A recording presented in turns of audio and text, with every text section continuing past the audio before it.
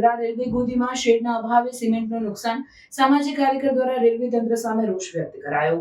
વડોદરા શહેરના નવા yard railway ગોદી ખાતે શેડની વ્યવસ્થાને લઈ સામાજિક કાર્યકરે રેલવે તંત્ર સામે રોષ વ્યક્ત કર્યો હતો અને રેલવે ટ્રેકની બાજુમાં શેડ વહેલી શેડ બનાવવાની માંગણી રેલવે તંત્ર સામે કરી। વરસાદની સિઝનમાં ખુલ્લામાં સિમેન્ટ ઉતારવામાં આવે છે, જેના લીધે શેડ નહીં હોવાના કારણે ઘણા સિમેન્ટોની ગુણો ભીની થઈ ગઈ હોવાથી ઘણું બધું નુકસાન પહોંચ્યું છે।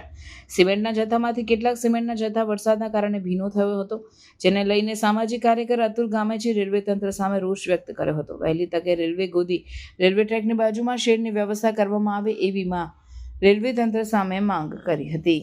વડોદરા શહેરના આપણે નવાયાર્ડ રેલવે ગોદીની જે જગ્યા છે ત્યાં ઊભા છે અને જે તે રેલવેમાં તમામ પ્રકારનો માલ આવતો છે।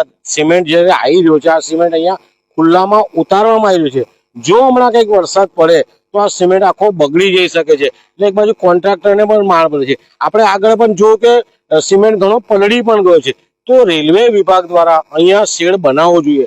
જો અહીંયા શેડ બનાવે તો લોકોનો સિમેન્ટ, અનાજ કે અન્ય જે પણ વસ્તુઓ આવે છે એ બગડે ના, પરંતુ કેટલાય વર્ષોથી અહીંયા શેડ નથી બનાવતો, જેના કારણે કોન્ટ્રાક્ટરને ભોગ બનવું પડે છે। કોન્ટ્રાક્ટરને માલ બી બગડી જાય છે, સાથે ભાડું પણ એનું ચૂકવવું પડે છે। એટલે ક્યાંક ને ક્યાંક રેલવે વિભાગે આટલી મોટી ગોદી છે, નવાયાર્ડનું મોટું સ્ટેન્ડ છે, અહીંયા આટલો બધો માલ ઉતર્યો, જાત જાતનો માલ, સિમેન્ટ ઉતરી રહ્યો છે, તો આવી જગ્યાએ તાત્કાલિક ધોરણે શેડ બનાવવો જોઈએ।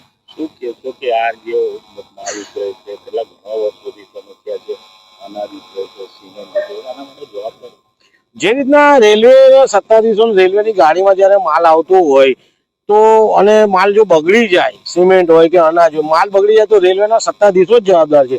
આપણે તો માલ મંગાવ્યો છે, માલ આવી રહ્યો છે, પરંતુ એ લોકો એવી જગ્યાએ ઉતારે ત્યાં કોઈ શેડ જ નથી। હવે આ સિમેન્ટ હમણાં ઉતર્યો છે, શેડ નથી, વરસાદ પડે બગડી જાય તો કોન્ટ્રાક્ટરને માર પડે અને વેપારીને પણ માર પડે। એટલે ક્યાંક ને ક્યાંક રેલવે તંત્રની એ જવાબદારી ઊભી થાય છે।